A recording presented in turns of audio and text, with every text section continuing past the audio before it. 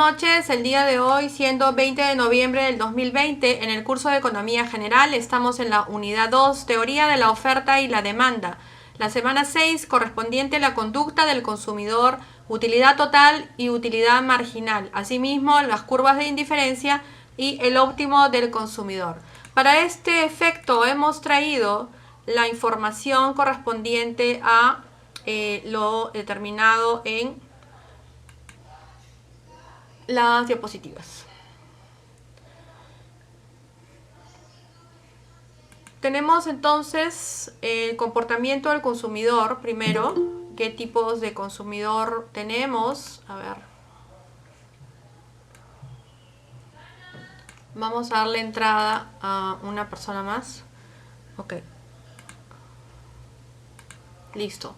¿Qué tipo de consumidor tenemos en el mercado? Y el comportamiento del mismo, por qué factores se deja influir el tipo de consumidor. Tenemos los tipos de consumidores. Consumidor final es el que compra bienes y los destina a su uso propio.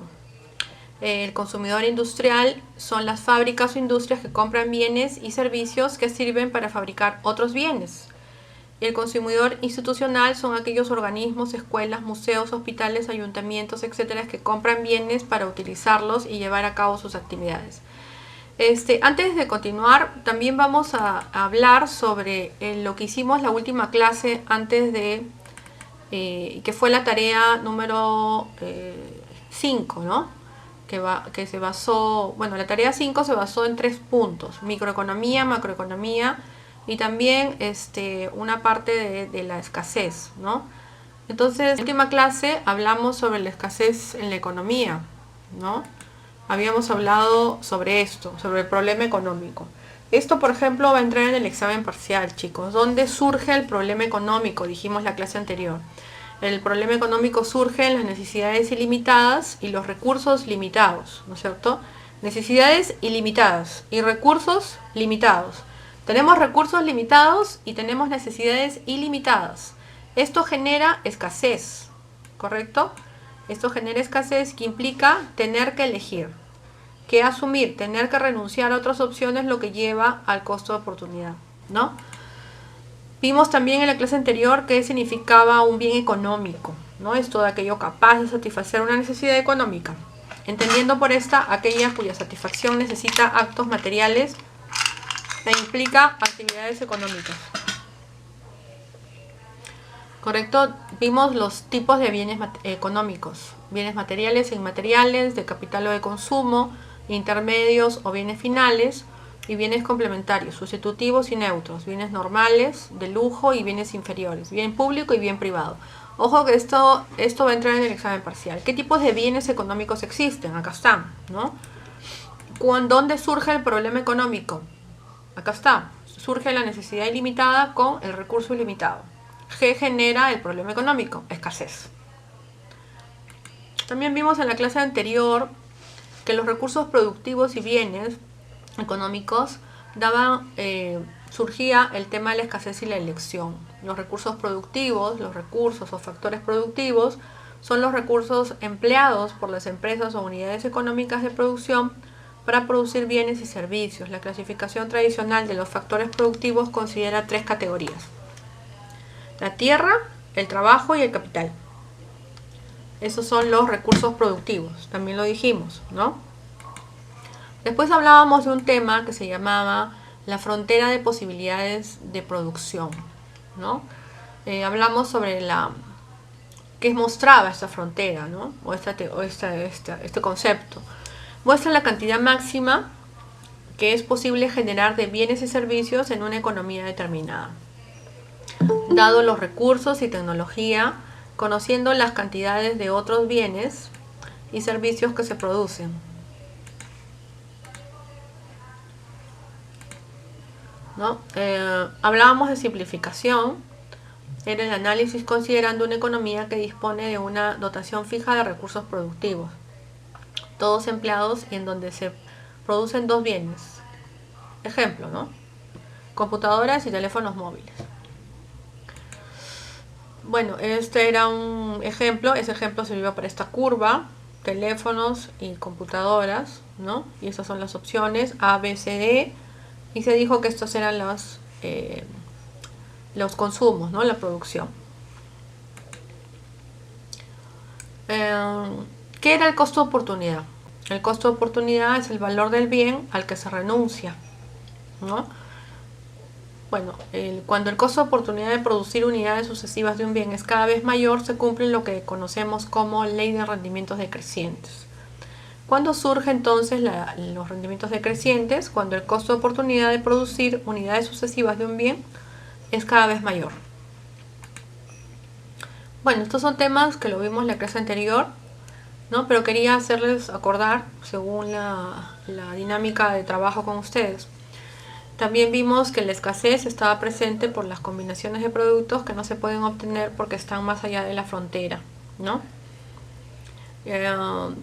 Hay tres conceptos que esta frontera de posibilidades de producción se desprenden: la escasez, la elección y el costo de oportunidad.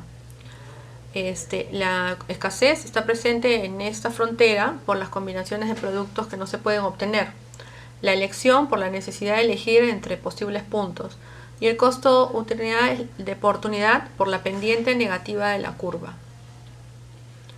Otros conceptos más: libre comercio, integración económica, globalización, niveles de análisis que impactan en la decisión, ¿no? Bueno, todo esto lo vimos en la clase anterior. Asimismo vimos otro PPT que estaba relacionado con el tema, ¿no? Que hablaba de la escasez también.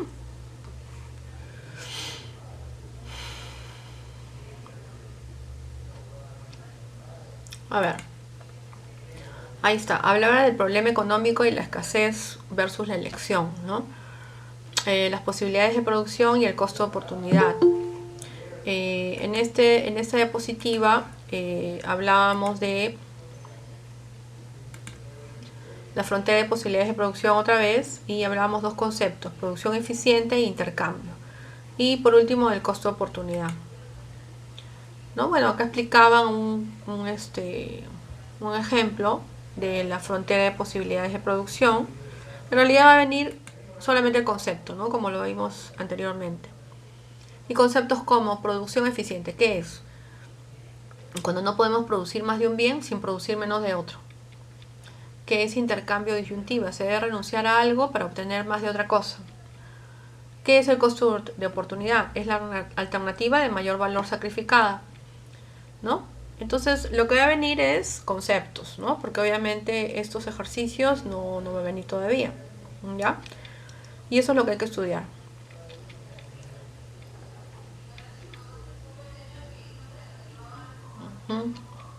Esto lo vimos en la clase anterior, ¿ya? Por ejemplo, ¿qué es el costo de crecimiento económico? Acá está el concepto: es la expansión de las posibilidades de producción resultante de la acumulación de capital y el cambio tecnológico. O sea, lo que va a venir en el examen son conceptos, ¿ya? ¿Qué es una ventaja comparativa? Una persona tiene ventaja comparativa si puede desempeñar una actividad con un costo de oportunidad menor al resto de las personas. ¿Qué es una ventaja absoluta? Cuando se puede producir más bienes a partir de una cantidad específica de recursos de que cualquier otro individuo. Es el resultado de las diferencias en la productividad. ¿Qué es una ventaja comparativa? Dinámica se obtiene a través del aprendizaje mediante la práctica, dice. Bueno, y acá viene que es empresas, que es una unidad económica que contrata factores de producción y los organiza para producir y vender bienes y servicios. ¿Qué son mercados? ¿No? ¿Qué es el derecho a la propiedad? Bueno, acá es un flujo que vimos de la economía. En fin, eso fue en la clase anterior, ¿no? Muy bien. Ahora estamos hablando ya en este capítulo que nos manda el sílabus, como indica acá. Vamos a poner el sílabus. Estamos en la unidad, la semana 6, conducta del consumidor, utilidad total y utilidad marginal, ¿no? Y el óptimo del consumidor. Las curvas de indiferencia son también vamos a tratar de verlas, ¿no? Claro, no a un grado muy difícil, ¿no? Porque en realidad son cubras importantes, ¿ya? Bueno, esa es la semana 6 y vámonos entonces a continuar con la exposición que habíamos iniciado. Estábamos en el comportamiento del consumidor, ¿no? O sea que el comportamiento del consumidor tiene varios enfoques, ¿no? Un enfoque de marketing y un enfoque también de economía, pero al final se mezclan, ¿no? Se interlazan y surgen en economía la teoría del consumidor y el tema de la optimización de una curva dentro de que es el comportamiento del consumidor. Para ello igual los conceptos son válidos porque los tipos de consumidor, como hemos estado viendo, en este caso son tres: consumidor final, consumidor industrial, consumidores institucionales. Ahí nos quedamos. Pero ¿cómo se comporta el consumidor? ¿No? El consumidor se comporta, ¿no?, mediante un proceso de decisión y la actividad física que los individuos realizan cuando evalúan, adquieren, usan o consumen bienes y servicios, ¿correcto? La conducta o comportamiento del consumidor es el estudio de cómo los individuos, los grupos, las organizaciones eligen comprar y se deshacen de bienes y servicios e ideas para no comprarlas, ¿no? Acá tenemos una actitud de compra y un comportamiento de compra. Son dos cosas diferentes. Por ejemplo, la actitud de compra es una predisposición aprendida a responder ante un producto o marca en forma positiva o negativa. Pero el comportamiento de compra es la conducta que los consumidores tienen cuando buscan comprar, usan, evalúan y desechan productos y servicios que esperan que satisfagan sus necesidades. Es el acto de comprar, es tomar una decisión de compra, es diferente. No siempre una actitud positiva hacia un producto me lleva a comprarlo, ¿no es cierto? Listo. Entonces, el análisis del consumidor responde a las siguientes preguntas, ¿correcto? Creo que todos ahora, ya no solo mujeres, sino todos, nos hacemos este análisis. Antes se hablaba mucho de que las amas de casa solamente hacían este análisis, pero ahora creo que todos. Por ejemplo, ¿qué compra el consumidor? ¿No? Vamos a empezar, ¿quién compra y quién influye en la compra?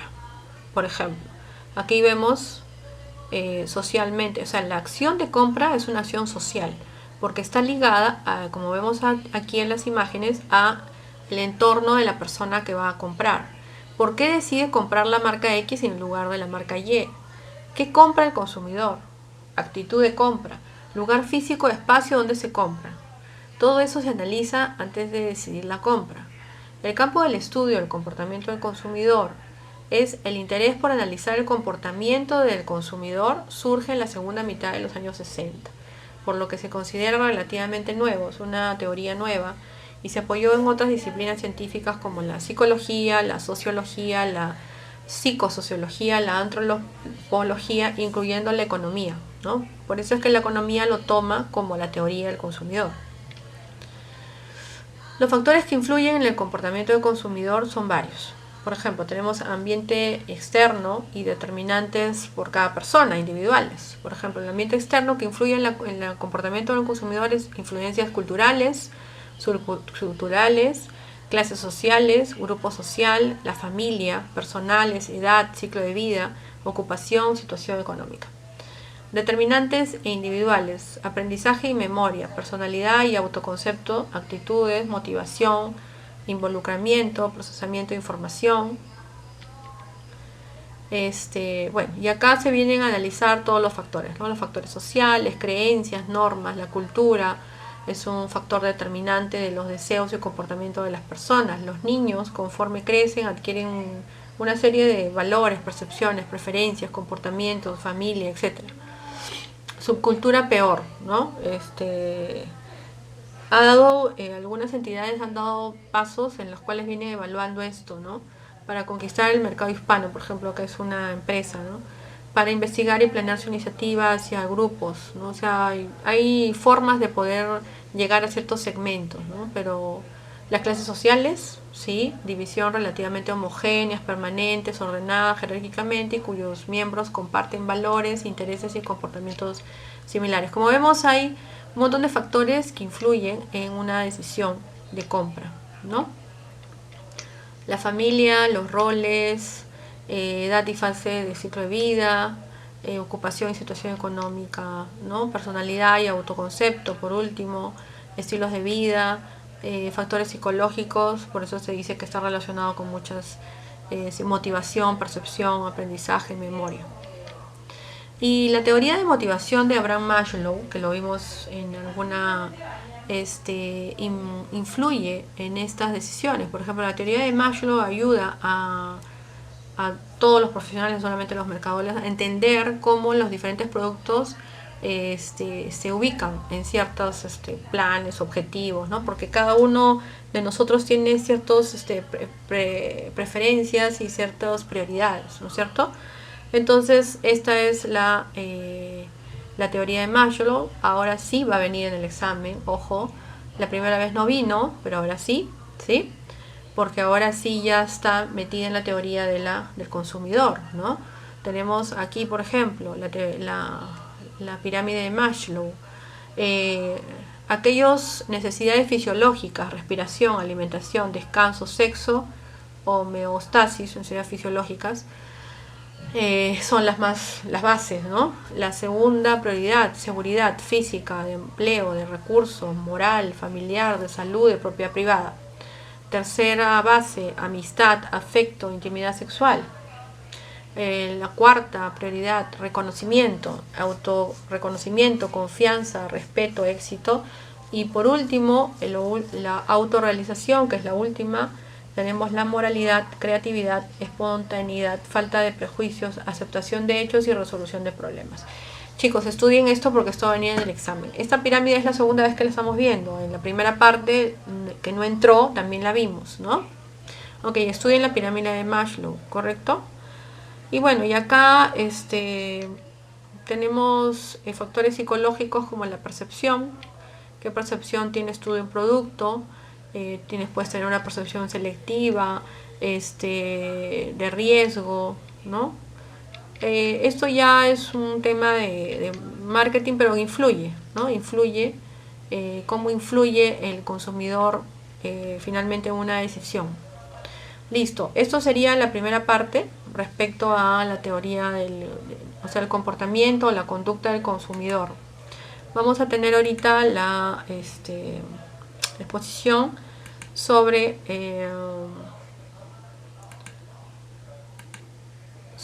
la utilidad total y marginal. ¿Ya? Hablemos entonces sobre la utilidad total y marginal, ¿no?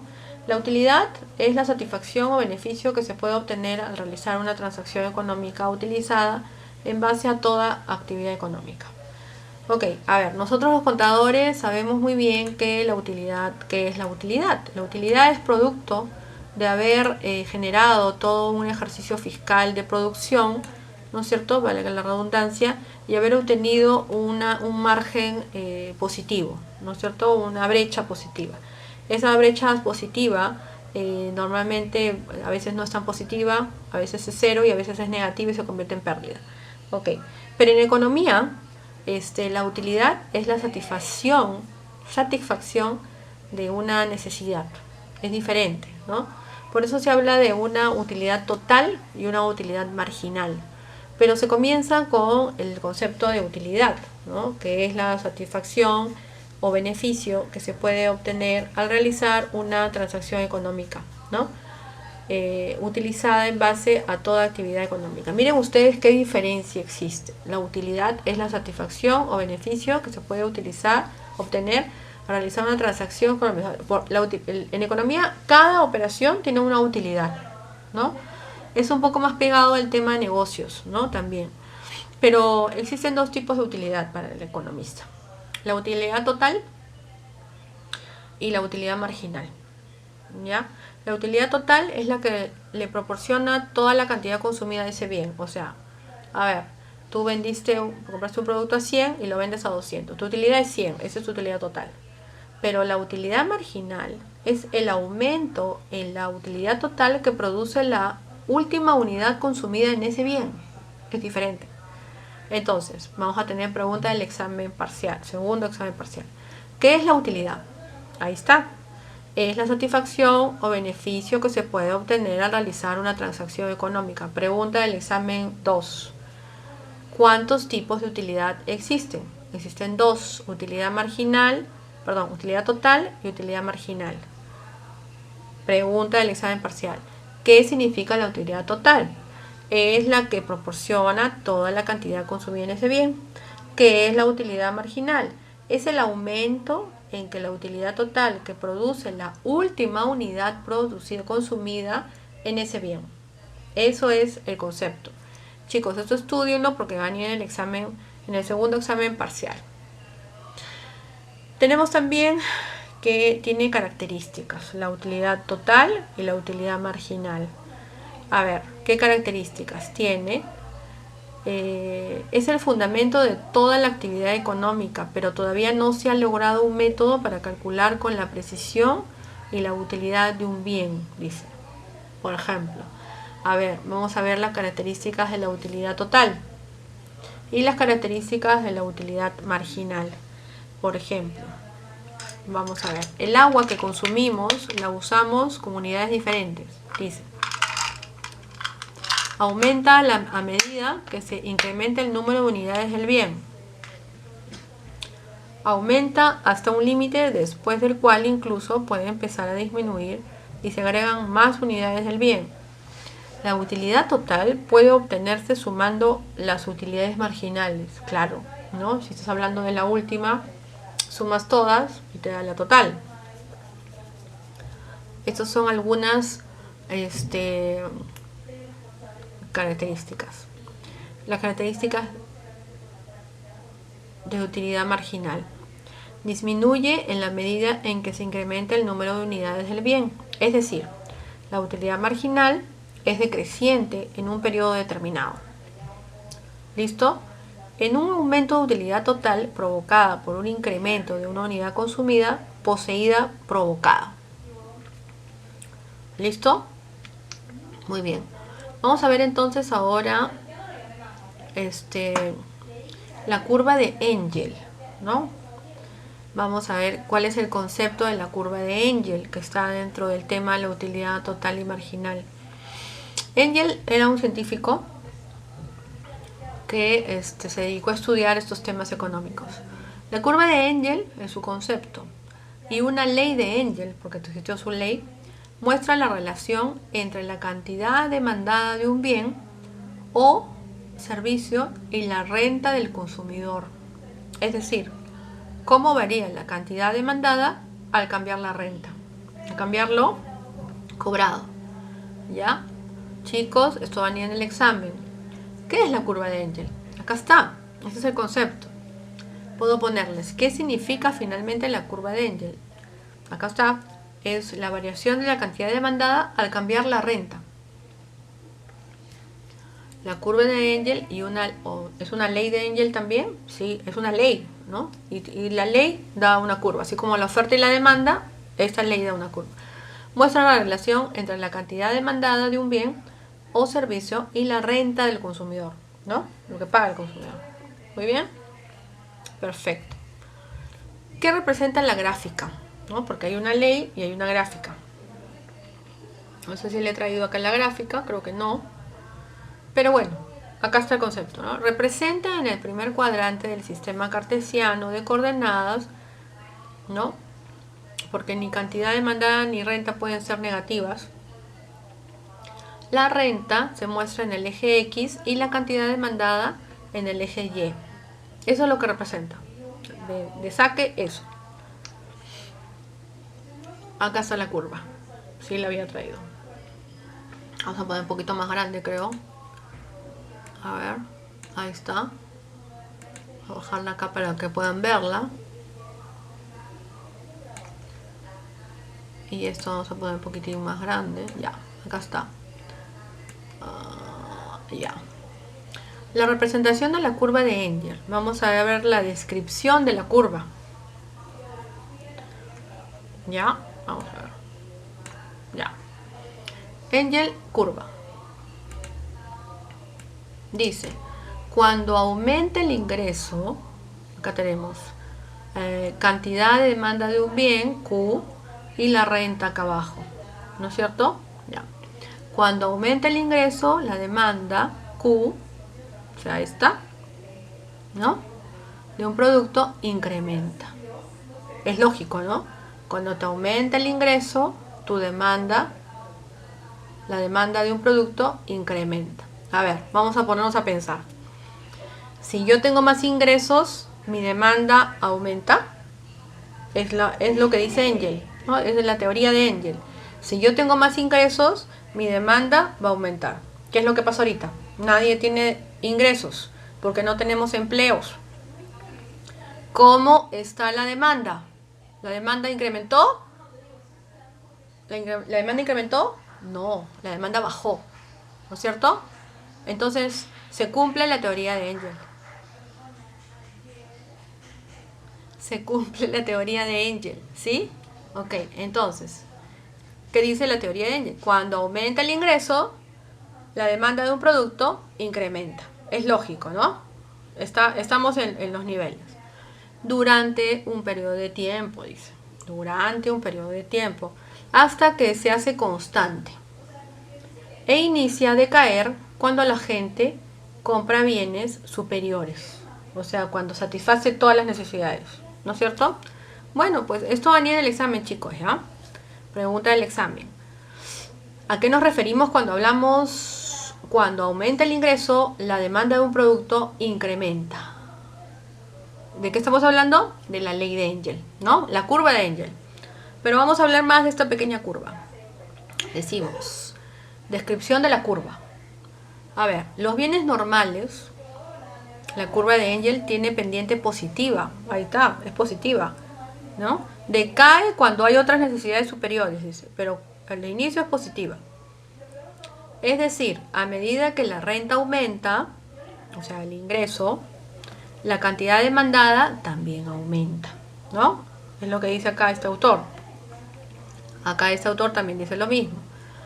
Los bienes inferiores, la curva de Engel tiene pendiente negativa. Esto quiere decir que cuando los consumidores disponen de más ingresos de lo normal, reducirán sus consumos de los bienes inferiores, incluso dejándolos de comprar. Entonces, la curva de Engel se refiere a las necesidades primarias, ¿no? Por eso es que la curva de Engel es tan importante. Entonces te dices, tienes ingresos, te aumenta tus ingresos, satisfaces más tus necesidades primarias. Válido. Y lo ocurre en la práctica.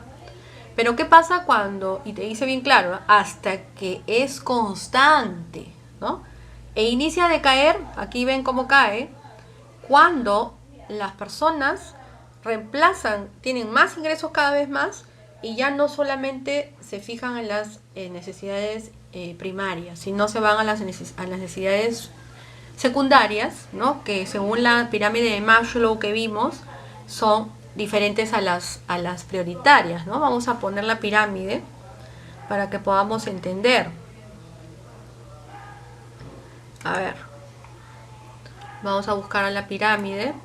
Acá está. Aquí está, ¿no?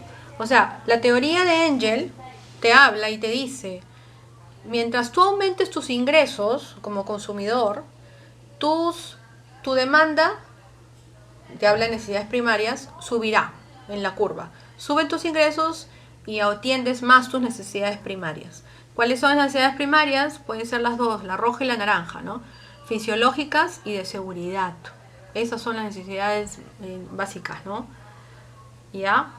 En teoría, ¿no? Pero conforme tú vas aumentando esos ingresos, te dice la teoría de Engel, ¿dónde está? Acá. Conforme tú vas aumentando esos ingresos, te olvidas de las necesidades primarias y te pasas a un segundo nivel de necesidades, ¿no es cierto? De demanda. Y comienzas a satisfacer estas necesidades, que ya no son tan prioritarias como antes, ¿no? Obviamente, son necesidades de amistad, afecto, que no son... O sea, sin eso puedes vivir, pero no puedes vivir de respiración, de alimentación, de ¿cómo se llama? De salud. De eso sí no podrías, ¿no? Porque te pones en riesgo tu vida. Pero de lo amarillo, verde y rojo y morado sí podrías dejar de vivir. Pero la ley de Engel te dice bien claro que atiende primero, ¿no? A aumentan los ingresos y se incrementa la atención a la demanda de las necesidades primarias. Pero hasta que se hace constante, y ustedes ven cómo decae cuando este individuo, este consumidor, deja de atender esas necesidades primarias, de consumir esas necesidades primarias, y pasa a una segunda, hasta a unas segundas necesidades que ya no son tan primarias, ¿no es cierto? Como hemos visto en la pirámide de Maslow.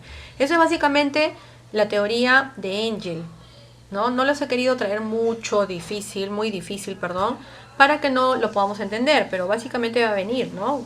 Que es la teoría de Engel, ahí está. Cuando aumenta el ingreso, la demanda de un producto incrementa durante un periodo de tiempo hasta que se hace constante e inicia a decaer cuando la gente pasa a otro nivel de necesidad, ¿no? El consumidor cambia. ¿Por qué? Porque tiene más ingresos, ¿no? Pero ahorita todos nosotros estamos en la teoría de Engel, estamos en la curva de Engel, ¿no? Hay menos demanda, hay menos ingreso. Esa es nuestra curva. Nuestra curva de Engel, ¿dónde está? Acá más o menos, ¿no? Por acá, porque nosotros estamos bajo de ingresos, ¿sí? Muy bien. Qué bueno que lo hayan entendido. ¿Se entiende, chicos? ¿Se ha entendido la teoría de Engel? Va a venir en el examen. A ver, ¿quién lo ha entendido? Porfa. ¿Se entendió la teoría de Engel? ¿Me escuchan? Ante todo, de repente no me están escuchando. Profesora, buenas noches. Ah, Lucía, ¿qué tal? Sí, te escucha, profesora. Ah, ya. ¿Entendieron la teoría de Engel? ¿Sí? Profesora, si podría mostrar tal vez en pantalla completa sus diapositivas que tienen como el gráfico, por favor. Ah, ya, Para sí. a ver si le explico un poquito más para tomar apuntes también, como usted dice que va a venir en el examen. Ah, ok, vamos a hacerlo más Por grande. favor, profesora. Gracias. Ya. A ver, vamos a volver a explicar la teoría de Engel. Ya, este capítulo relacionado al consumidor está lleno de conceptos, ¿no? Como todos los capítulos, pero este más porque se habla del consumidor, ¿no?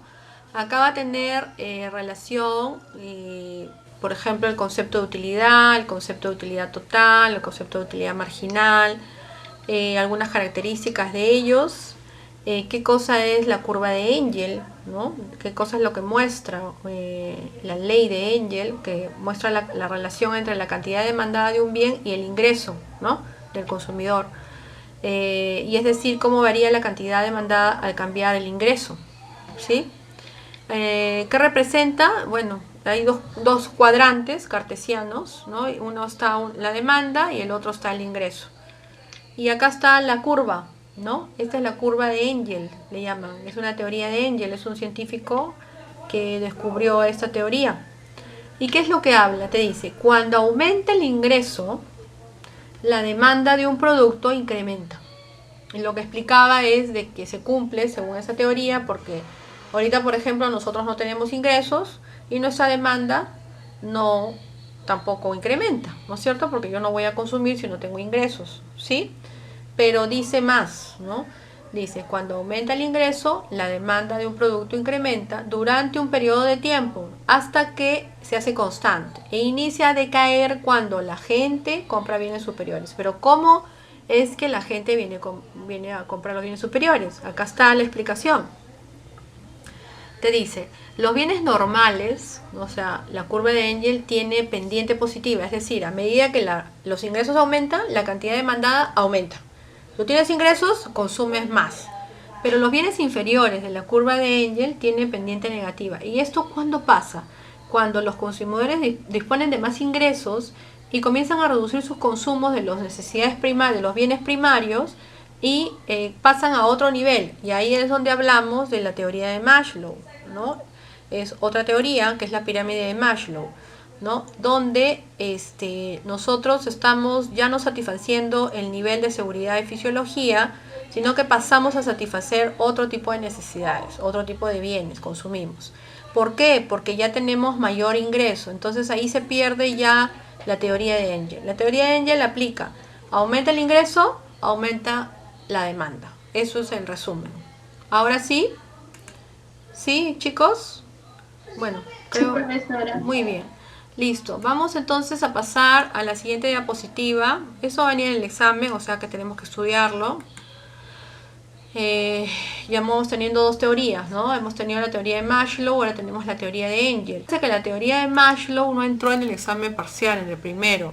¿Se acuerdan que fue la última clase antes del examen? Y dijimos, esta teoría de Maslow, o sea, la pirámide de Maslow no entrará en el examen parcial, pero sí entrará para este examen.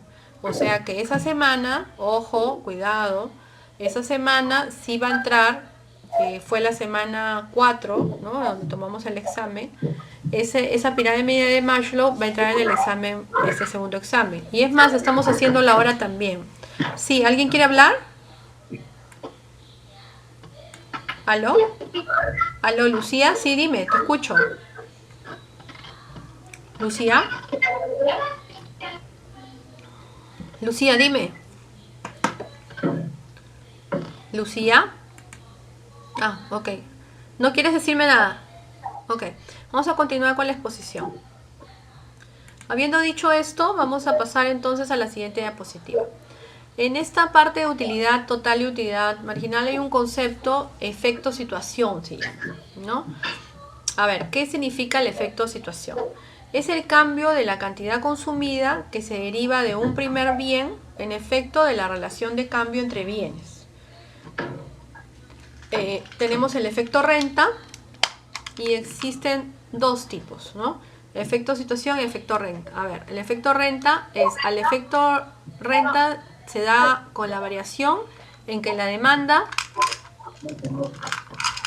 es producto de modificación de un poder adquisitivo. Eso sería el efecto renta, obvio, ¿no? El efecto renta es el efecto ingreso, ¿no? La situación cambia cuando tú tienes mayor ingreso, definitivamente, como individuo y como consumidor. Ejemplo, situación en la que suponemos que disminuye el precio del bien porque la restricción presupuestaria gira en torno a el recurso recogido y se vuelve más horizontal. ¿Sí? Eso sería entonces, concepto de... por favor, ¿podrían apagar el micrófono? ¿Aló? Gracias. El concepto de efecto situación y el efecto renta es cuando varía la demanda cuando hay una modificación en el poder adquisitivo. Eso es obvio, ¿no? Muy bien. Sigamos entonces con la exposición de utilidad total y utilidad marginal. Tenemos el otro efecto. Entonces ya tenemos el efecto situación, que tiene como consecuencia el efecto ingreso o efecto renta, y el efecto ingreso de frente, ¿no?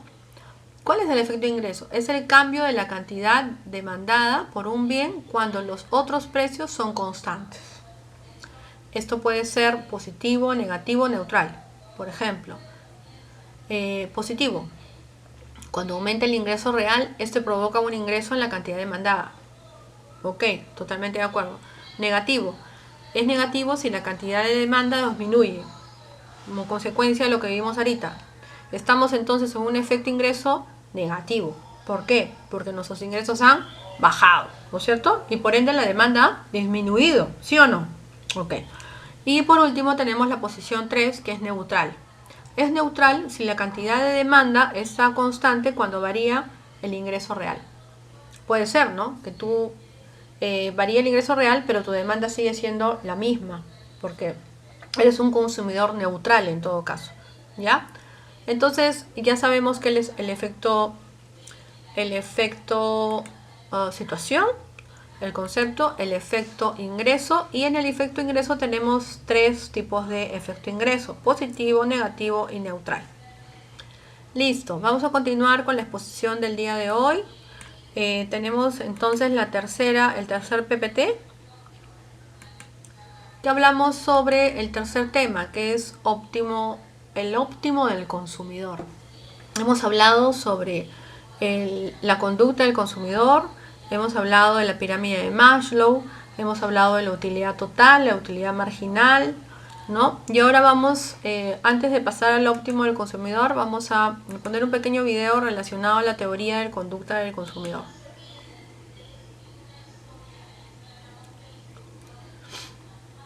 A ver, un minuto por favor, parece que se me ha colgado.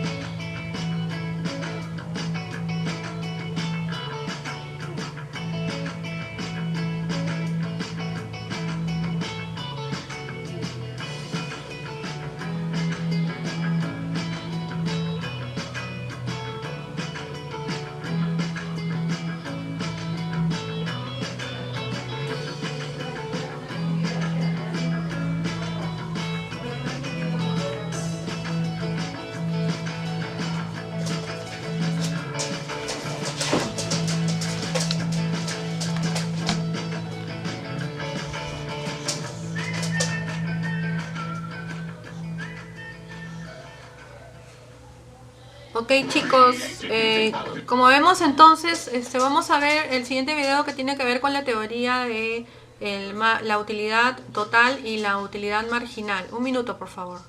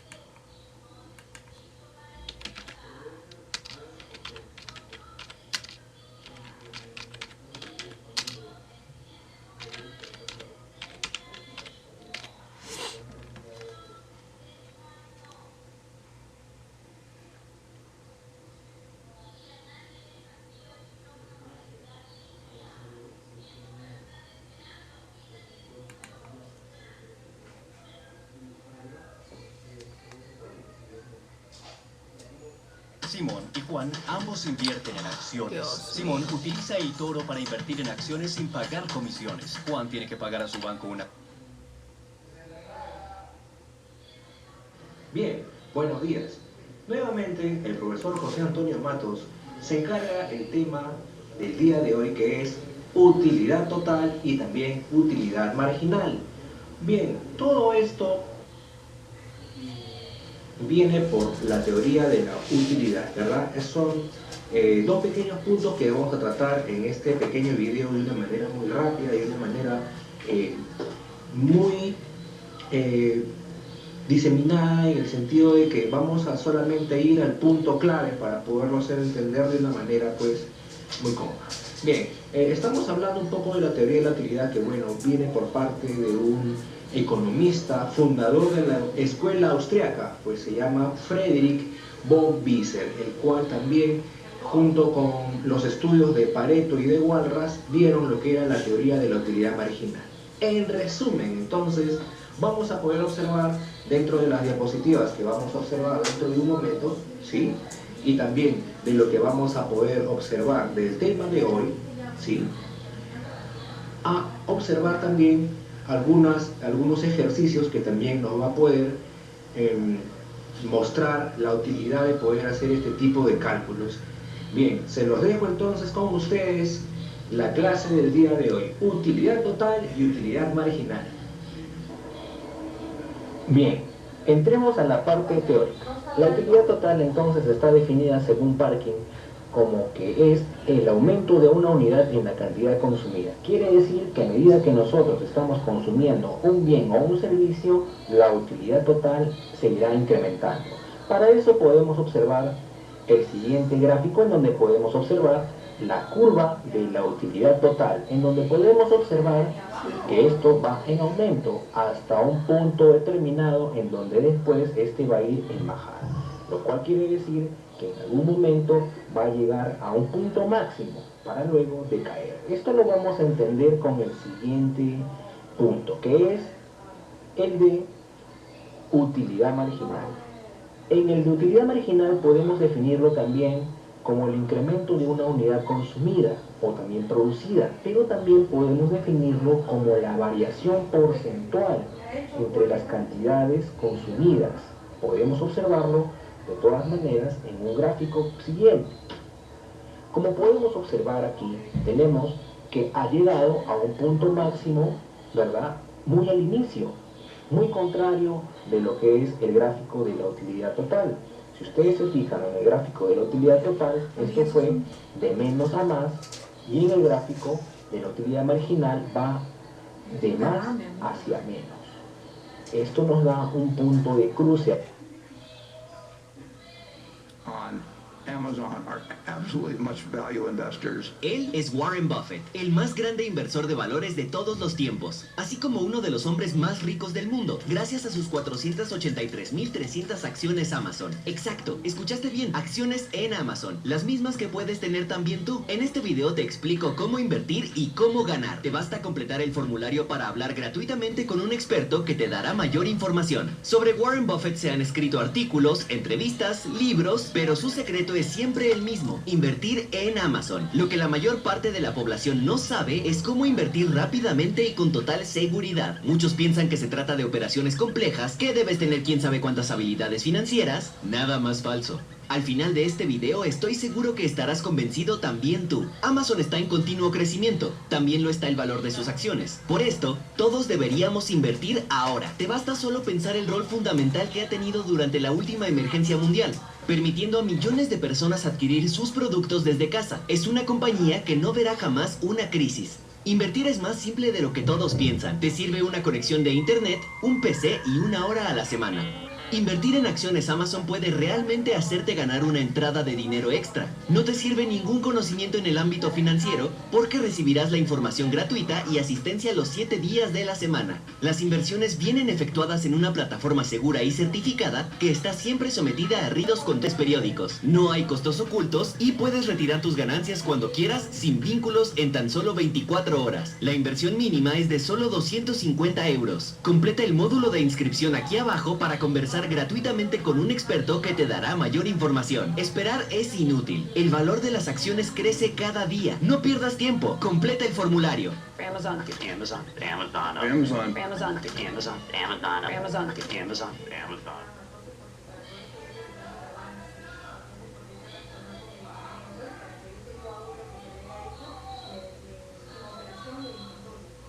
Good grammar and spelling are important, but if you want to write essays that inspire, messages that forge brighter connections, and emails that get the job done, you need to think about more than just grammar and spelling.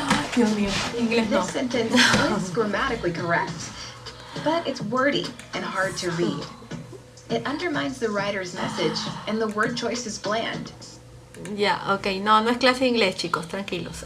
Bueno, entonces eso es relacionado al tema de la utilidad total y la utilidad marginal. Y vamos a hablar ahora sobre el óptimo del consumidor, ¿no? Siguiendo un poco el sílabus, ¿ya? ¿Qué es el óptimo del consumidor?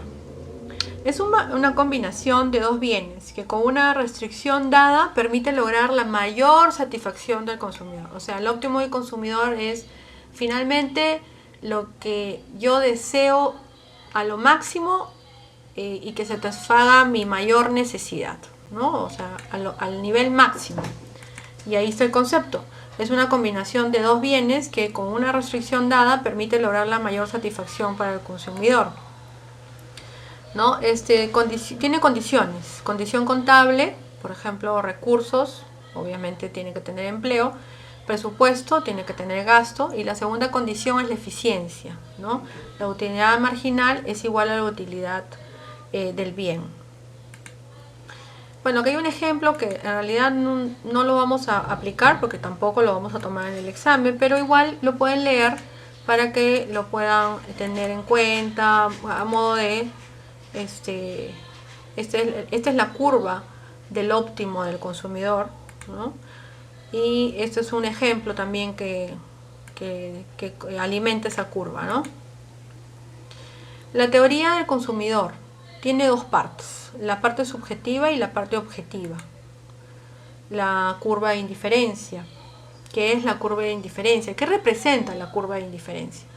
Una curva de indiferencia representa a todas aquellas decisiones de consumo que proporcionan al consumidor el mismo nivel de satisfacción. A ver, no nos asustemos por tantas curvas, ¿ya? Porque en realidad las curvas no van a venir en el examen. Lo que van a venir son los conceptos. Por ejemplo, ¿qué representa la curva de indiferencia?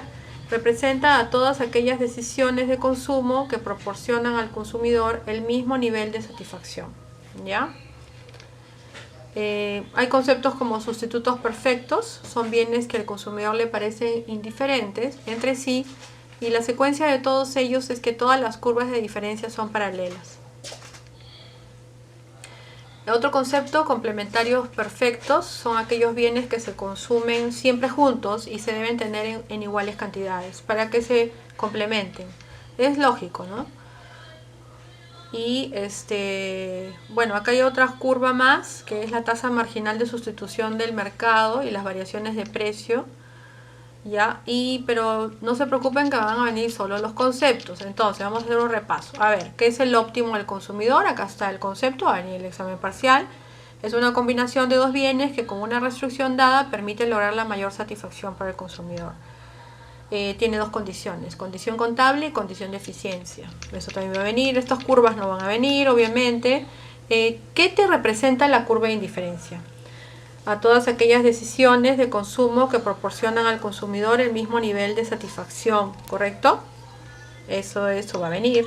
Las curvas no, pero acá sí empezamos, ¿no? Otra vez, vamos, ¿qué significa el equilibrio del consumidor, ¿no? En economía se trabaja con el supuesto de que se establece que el objetivo de un consumidor sea racional es maximizar la utilidad total o la satisfacción que obtiene al gastar su dinero, ¿no es cierto? O sea, el concepto de economía es diferente al concepto contable. Acordémonos que en economía tenemos hasta 3 estados, ¿no?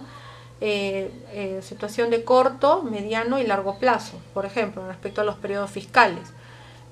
No se llama periodo fiscal, sino periodo económico, y la producción es de crecimiento es a largo plazo, siempre a 30 años, ¿no? Igual acá en economía se trabaja con el concepto de equilibrio, ¿no? El equilibrio del consumidor. Entonces te dice, para tú poder tener un equilibrio, te dice, ¿no? El objetivo máximo tuyo, racional, es maximizar la utilidad total o satisfacer la satisfacción que obtiene al gastar su dinero, ¿no? O al gastar tu ingreso. O sea, en otras palabras te dices, tú tienes la variable ingreso y el equilibrio del consumidor es esa satisfacción que obtienes al gastar ese ingreso. Ese sería, ¿no? El consumidor logrará este objetivo, ¿no? Y estará en equilibrio del consumidor cuando gasta todo su ingreso y lo hace de tal forma que la utilidad o satisfacción de este último dinero gastado en los distintos productos es la misma para todos. Ojo, ¿eh? Entonces acá hay varias preguntas. A ver, vamos a ver. ¿Cuándo es que obtiene el equilibrio el consumidor? Cuando gasta todo su ingreso y lo hace de tal forma que la utilidad o satisfacción del último sol gastado en los distintos productos al igual para todos. O sea, todos los productos que yo he comprado iguales, ¿no es cierto? Y yo gasté todo ese dinero en satisfacer estas necesidades y lo gasté pero igual, ¿no? En igual forma. Eso es el equilibrio en economía, ¿ya? Y hay una curva, que es esta, que no va a venir en el examen, obviamente, donde la utilidad marginal participa como parte de esto. Entonces, pregunta del examen es, ¿qué es el equilibrio del consumidor? ¿No es cierto? Es el supuesto que el objetivo de un consumidor... Primero, ¿cuál es el objetivo de un consumidor? Racional. Maximizar su utilidad total o satisfacción que obtiene al gastar su dinero. Primera pregunta. ¿Cuál es el objetivo de un consumidor racional? Maximizar la utilidad total o satisfacer que obtiene al gastar su dinero. ¿Cuándo logra el consumidor este objetivo? ¿Cuándo logra este equilibrio? ¿No? Cuando gasta todo su ingreso y lo hace de tal forma que la utilidad o satisfacción del último dinero gastado es la misma para todos los gastos, ¿no? Entonces acá hay dos preguntas. ¿Cuál es el objetivo del consumidor? ¿Y cuándo logra ese equilibrio del consumidor? ¿No? Ya. Entonces, esto es así puntual, conceptos básicos, porque no los quiero rellenar de muchas cosas, porque si no, al momento del examen vamos a tener un montón, ¿no es cierto? Estudien, ya les estoy diciendo que, ¿no? Les estoy diciendo que estudiar. Vamos a retomar un poco el repaso de la clase. Ay. A ver, tenemos varias cosas, ¿no? A ver, vamos a comenzar a hacer el repaso, el resumen. Cuando hablamos del comportamiento, de la conducta del consumidor, qué es un consumidor final, qué es un consumidor industrial, va a venir en el examen, puede venir. Consumidores institucionales, que son, bueno, gracias a Dios ustedes son 12 personas, ¿no? 12 alumnos, o sea que solamente van a haber 20 preguntas o 25 preguntas, pero pueden venir salpicadas, ¿no? ¿Cómo se define el comportamiento del consumidor? ¿No? ¿Qué es una actitud de compra? ¿Qué es un comportamiento de compra? ¿Ya? ¿Qué cosa es el análisis del consumidor? ¿A qué preguntas responden? Aquí están las preguntas. Bueno, ¿qué ambientes externos afecta el comportamiento del consumidor? Aquí está, ambientes culturales, clases sociales, grupo social, familia, personal, edad, ciclo, ocupación y situación económica. Bueno, y ahí son los factores culturales, subculturales, clases sociales, grupos de preferencia, etcétera, etcétera, etcétera. Ahí está. Bueno, está para que lo lean, ¿no? Obviamente. Y lo puedan, Y por último, la pirámide de Maslow, ¿no? Abraham Maslow. Eso va a venir, chicos. Por ejemplo, pregunta. La pirámide de Maslow habla sobre las primeras necesidades fisiológicas, respiración, alimentación. ¿Es correcto? Afirmativo. Pero puedo yo decir, la pirámide de Maslow habla sobre las necesidades fisiológicas como la moralidad, creatividad, espontaneidad, falta de prejuicios. Eso es falso, ¿no es cierto? Eso no es. Esa pregunta está mal. O las necesidades afectivas, ¿no? Como amistad, afecto, intimidad. ¿Son necesidades de seguridad? No, ¿no es cierto? Ese tipo de preguntas van a venir, ¿ya? Después la segunda diapositiva que hemos tenido es sobre la utilidad total y la utilidad marginal. Acá también hay varios conceptos. ¿Qué es la utilidad total? ¿No? Ahí está. ¿Qué es la utilidad? En economía es la satisfacción o beneficio que se puede obtener al realizar una transacción económica utilizada en base a toda actividad económica. Se divide en dos, utilidad total y utilidad marginal. Los conceptos están acá. Va a venir en el examen qué significa utilidad total, va a venir en el examen qué significa utilidad marginal. Después, cómo es que el concepto de la curva de Engel, acá está el concepto, hemos explicado la curva de Engel, cómo es que al aumentar el ingreso, aumenta la demanda, ¿no es cierto? Eso es en resumen la curva de Engel. Pero ¿cuándo se pierde la curva de Engel? Ahí también está la segunda pregunta. Cuando se hace constante y cuando al momento de que aumenta tanto el ingreso, de que ya las necesidades ya no son las primarias, sino se cambian a otro tipo de necesidades, ¿no? Ahí es donde se pierde la curva de Engel. ¿Qué significa la descripción de la curva? Ahí están los conceptos. Después los conceptos de efecto situación, ¿no? ¿Qué es el efecto renta? ¿Cuántos tipos de situación hay? Bueno, ahí está, efecto situación y efecto renta son dos conceptos que tenemos que leerlos y puede venir el examen parcial. El otro concepto es el efecto ingreso, es el cambio de la cantidad demandada por un bien cuando los otros precios son constantes, ¿correcto? Esto puede ser de tres tipos, positivo, negativo y neutral, ¿correcto? Ahí está, positivo, negativo y neutral, los conceptos, muy bien. Esa es la segunda diapositiva y la tercera y última diapositiva habla sobre ¿cuándo es el punto óptimo del consumidor? ¿No es cierto? El punto óptimo del consumidor, vamos a ampliar un poco para que lo puedan ver. El óptimo del consumidor, el concepto es una combinación de dos bienes que con una restricción dada permite lograr la mayor satisfacción para el consumidor, ¿no? Ese es el concepto del óptimo del consumidor. Hay dos condiciones, la condición contable y la condición de eficiencia. ¿Ya? Y después tenemos otro concepto que representa la curva de indiferencia. ¿Qué representa?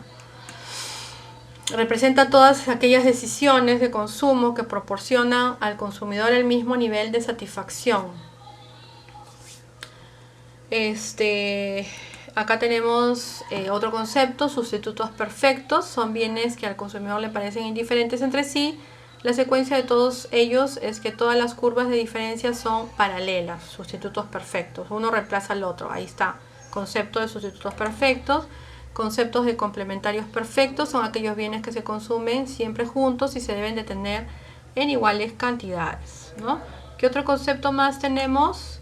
El equilibrio del consumidor. Acá hay dos preguntas. ¿Cuál es el objetivo de un consumidor racional? Maximizar la utilidad total o satisfacción que tiene gastar su ingreso. El otro concepto, ¿cuándo es que obtiene y logra su objetivo? ¿Cuándo estará en equilibrio? Cuando gasta todo su ingreso y lo hace de tal forma que la utilidad o satisfacción del último sol es en los distintos productos es la misma para todos.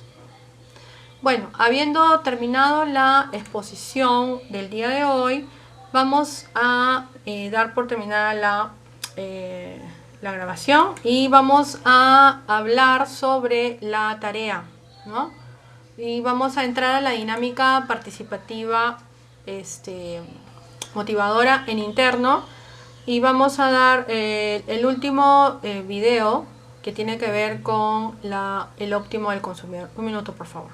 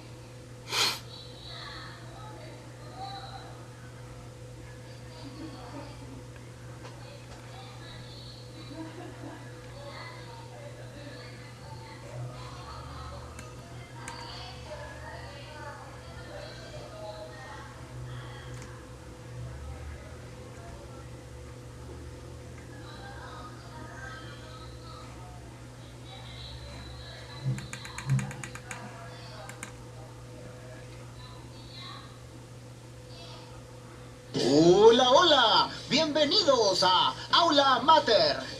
En este video veremos el óptimo del consumidor, el caso especial en donde los dos bienes son sustitutos perfectos.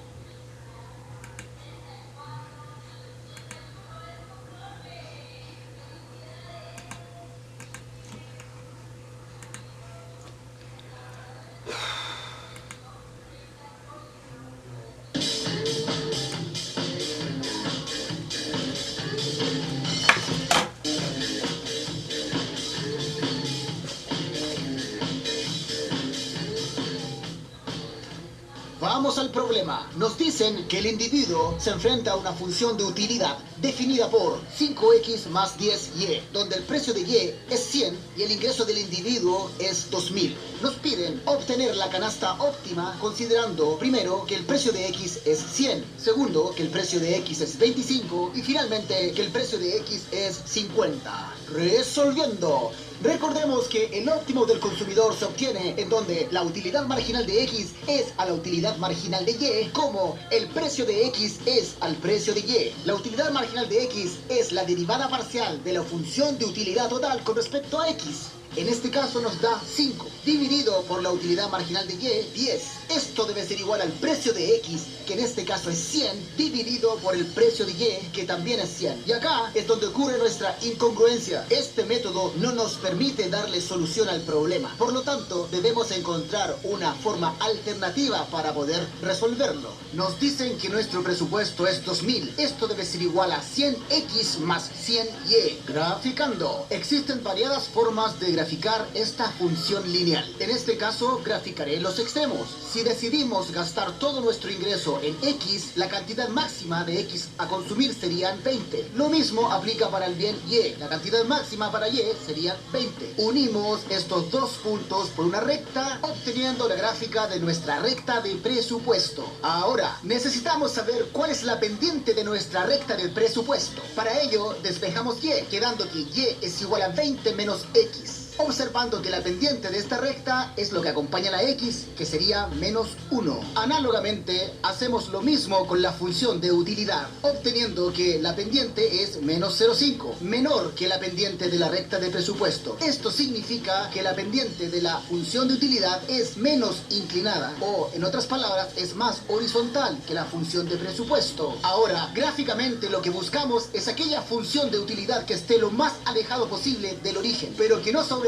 la recta de presupuesto. En el punto A, al igual que cualquier otro punto que esté sobre la recta de presupuesto, se cumple que todo el ingreso se gasta en el consumo de los bienes X y Y. En este caso, no nos encontramos en el óptimo, debido a que es posible aumentar el nivel de utilidad consumiendo más del bien Y en desmedro del bien X. El punto B es el óptimo del consumidor, ya que no es posible aumentar nuestro nivel de utilidad sin sobrepasar el nivel de presupuesto. Este óptimo se logra consumiendo 20 unidades del bien Y y 0 unidades del bien X, obteniendo un nivel de utilidad máxima de 200. Cualquier otro punto que esté por sobre la recta de presupuesto va a lograr un nivel de utilidad menor. Por ejemplo, el punto A, en donde la utilidad es de 100. Este tipo de resultados se denomina como solución de esquina. Continuamos. En el siguiente caso nos dicen que consideremos que el precio de X es 25. Nuestro nuevo presupuesto queda representado por 2000 igual 25X más 100Y. El máximo posible a consumir del bien Y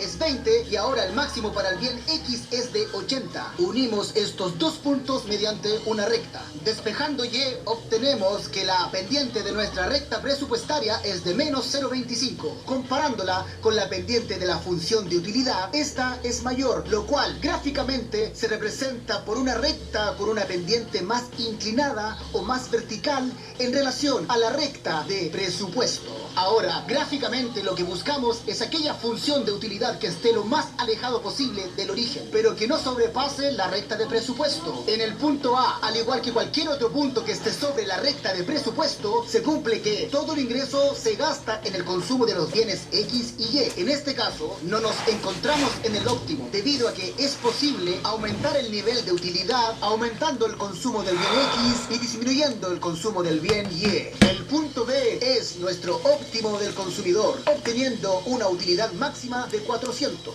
Cualquier otro punto de la recta de presupuesto, por ejemplo el punto A, obtendrá un nivel de utilidad menor debido a que se encuentra en una curva de indiferencia más baja que la curva de indiferencia óptima, en este caso logrando una utilidad de tan solo 200.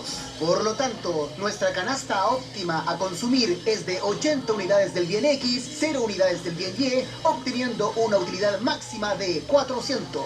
En el siguiente caso nos dicen que el precio de X es 50, quedando nuestro presupuesto definido por 2000 es igual a 50X más 100Y. La cantidad máxima que se puede consumir del bien Y es 20 y 40 para el bien X. Trazamos nuestra recta uniendo estos dos puntos y luego despejamos Y de la función de presupuesto para obtener el valor de la pendiente. Esta la comparamos con la pendiente de la función de utilidad, en donde nos percatamos que ambas son la misma, lo cual indica que la función de utilidad es una recta paralela a la recta de presupuesto. Nuestro objetivo es maximizar la utilidad, es encontrar aquel nivel de utilidad que esté lo más alejado del origen posible, pero que no sobrepase la recta de presupuesto. En este caso, como la función de utilidad tiene la misma pendiente que la recta de presupuesto, al buscar la utilidad máxima, esta se sobrepone a la recta de presupuesto, concluyendo que todos los puntos que están sobre la recta de presupuesto son óptimos del consumidor. En este caso tenemos infinitas soluciones. Y eso sería todo por ahora. Cualquier duda, sugerencia, consulta, ya sabes. Ok, entonces, obviamente, en nuestras diapositivas, cuando nosotros hablamos del óptimo del consumidor, solo van a venir conceptos, como les dije, ¿no? Acá está el concepto del óptimo del consumidor. y también que tiene ciertas condiciones. Nosotros no vamos a hablar de curvas, vamos a hablar de conceptos. ¿Y cuándo es el equilibrio del consumidor? El objetivo de un consumidor y cuándo surge el equilibrio. ¿Ya? Listo. Entonces, acuérdense de todo lo que hemos tenido el día de hoy. Hemos tenido varios temas, ¿no? A ver, vamos a hacer finalmente la lista de todos los temas.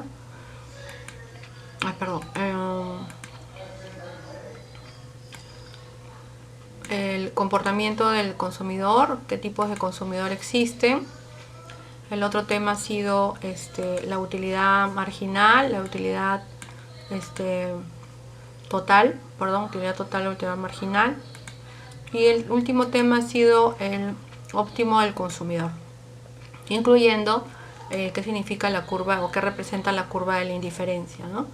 En realidad van a venir conceptos, ¿no? De todos estos, y ya les he comentado que usualmente yo, como hemos visto, me hago el balotario de acuerdo a los PPTs que yo expongo, ¿no es cierto?